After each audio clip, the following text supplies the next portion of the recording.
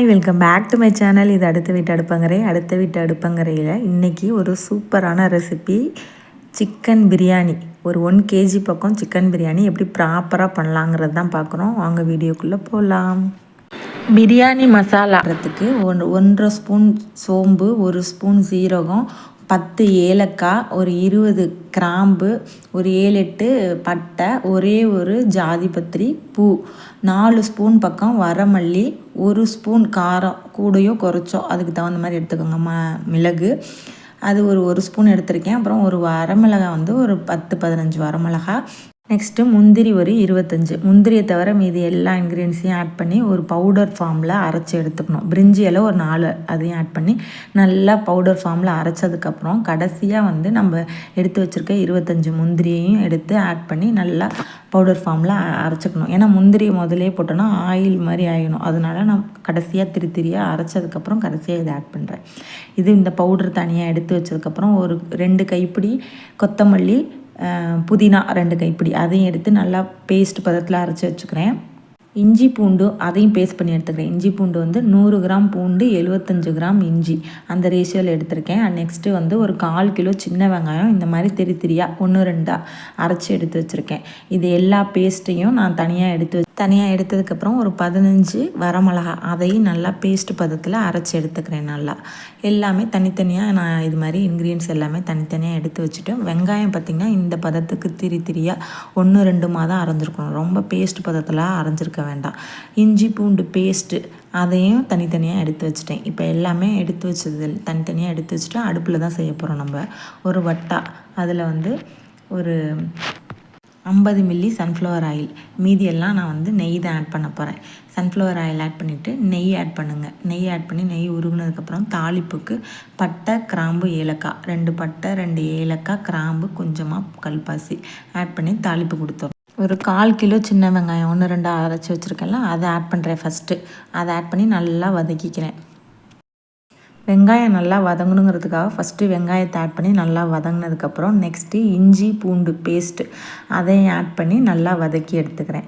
இஞ்சி பூண்டு பேஸ்ட்டு வதங்கி அதோடைய பச்சை வாசனை ஸ்மெல்லு போகிற வரைக்கும் நான் நல்லா வதக்கிட்டு கொஞ்சமாக ஒரு 2-3 பச்சை மிளகா மட்டும் அதில் கீரி ஆட் பண்ணியிருக்கேன். இதுக்கு முன்னாடி ஆட் பண்ணிவிட்டு நல்லா வதங்கினதுக்கப்புறம் அதோடய பச்சை ஸ்மெல் போனதுக்கப்புறம் புதினா, கொத்தமல்லியை அரைச்சி வச்சுருக்கேன்ல அதையும் ஆட் பண்ணிக்கிறேன். அதையும் ஆட் பண்ணி நல்லா வதங்கினதுக்கப்புறம் ஒரு 2 நிமிஷம் வதங்கினதுக்கப்புறம் சிக்கன் 1 kg சிக்கன் ஆட் பண்ணுறேன்.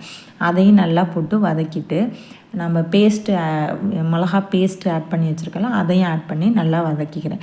இதுமே தான் வதக்கணும், மெதுவாக வதக்கணும். எவ்வளோக்கு எவ்வளோ வதக்குறோமோ அந்த அளவில் தான் பிரியாணிக்கான டேஸ்ட் இருக்குது. நம்ம சிக்கன்லேயே அந்த ஃப்ளேவர் இறங்கும் நல்லா வதக்க. நான் இதெல்லாம் இப்போ ஆட் பண்ணது எல்லாமே பேஸ்ட் பதம். இப்போ தான் பவுட்ரு அந்த நம்ம ஸ்பைசஸ் அரைச்சி வச்சுருக்கோம்ல அதை ஆட் பண்ணுறேன். ஆட் பண்ணிவிட்டு இதையும் நல்லா வதக்கணும், சுருள வதக்கணும். இந்த ஸ்பைசஸ் எல்லாமே இந்த சிக்கனில் இறங்கணும். ஆல்ரெடி நம்ம பேஸ்ட்டு எல்லாமே நம்ம வதக்கி அதோடைய அரோமா எல்லாம் சிக்கனில் இறங்குற மாதிரி வதக்கியிருக்கோம். நெக்ஸ்ட்டு பவுடரையும் ஆட் பண்ணி நல்லா வதக்குறோம். எவ்வளோக்கு எவ்வளோ வதக்குறோமோ அந்தளவு ஃப்ளேவர் அந்த சிக்கனில் இருக்கும். அதனால தான் நான் நல்லா வதக்குறேன். இன்னும் கொஞ்சம் எனக்கு நெய் தேவைப்பட்டதுனால நான் நெய் ஆட் பண்ணிக்கிட்டேன். இதை தக்காளி எதுவுமே ஆட் பண்ணலை. புளிப்புக்கு தயிர் ஒரு 50 மில்லி தயிர் ஆட் பண்ணுறேன். இப்போ தான் தேவையான அளவு உப்பு ஆட் பண்ணிவிட்டு ஒரு 2-3 நிமிஷம் வதக்கிட்டு எலுமிச்சம்பழம் சாறு, புளிப்புக்கு வந்து தயிரும் எலுமிச்சம்பழம் சாறு மட்டும்தான் ஆட் பண்ணிட்டேன். தக்காளி ஆட் பண்ணலை. ஒரு லெமனை கட் பண்ணி அதை வந்து சாராக பிழிஞ்சு அதை எடுத்துக்கிட்டேன். நெக்ஸ்ட்டு நான் ஒரு படி, அதாவது இந்த படி பித்தளை படியில் அரைப்படி கணக்கு, இதில் வந்து 2 படி எடுத்திருக்கேன். அதுக்கு தகுந்த தண்ணி ஆட் பண்ணணும். தண்ணி ஆட் பண்ணிவிட்டு கொதி வரத்துக்கு மூடி போட்டுட்டு அரிசி வந்து எந்த ரேஷியோவில் தண்ணி ஆட் பண்ணணுன்னா 1க்கு 1.5 ஊற வச்சு இது பண்ணியிருந்திங்கன்னா, ஊற வைக்கலை அப்படின்னா 1க்கு 1.25 அந்த ரேஷியோவில் எடுத்தோன்னா நல்லா உதிரியாக இருக்கும். எந்த ஸ்டேஜில் ஊற வைக்கணுன்னா, நான் தாளிப்புக்கு எல்லாம் ஆட் பண்ணுவோம் பார்த்திங்களா, அடுப்பை பற்ற வச்சு அந்த டயத்தில் நம்ம அரிசி ஊற வச்சாவே கரெக்டாக இருக்கும். அதுக்கு முன்னாடி நம்ம ப்ரிப்ரேஷன் பண்ணுறதுக்கு முன்னாடிலாம் அரிசியை ஊற வைக்கக்கூடாது. அப்படியே ஒரு மாதிரி வீங்கிரும், அது நல்லா இருக்காது. அது ஒரு சீரக சம்பாவுடைய பிரியாணி மாதிரியே இருக்காது, வித்தியாசமாக இருக்கும். நீங்கள் இந்த தாளிப்புக்கு கொடுப்பீங்க பார்த்திங்களா ஆட் பண்ணுறதுக்கு, அந்த ஸ்டேஜிலே எப்போவுமே பிரியாணி செய்யும்போது எப்போவுமே அந்த ஸ்டேஜில் தான் அரிசியை ஊற வைக்கணும். ஊற வச்சுட்டு ஊற வச்ச அரிசி நான் 1க்கு 1.5 அந்த ரேஷியோவில் தண்ணி எடுத்திருக்கேன். நல்லா இனிமேல் வந்து அனலை குறைச்சிடணும்.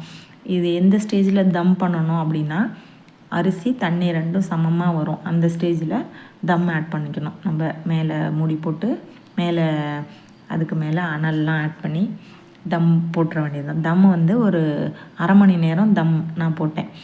இப்போ இந்த ஸ்டேஜ் இன்னும் ஒரு 2-3 நிமிஷத்துலேயே வந்துடும் இந்த ஸ்டேஜ். இப்போ தம் போட்டுட்டு மேலே கறிக்கட்டையெல்லாம் ஆட் பண்ணி தம் ஒரு 20 நிமிஷம் போட்டு எடுத்துட்டேன். ஓப்பன் பண்ணும்போது அப்படி ஒரு அரோமா.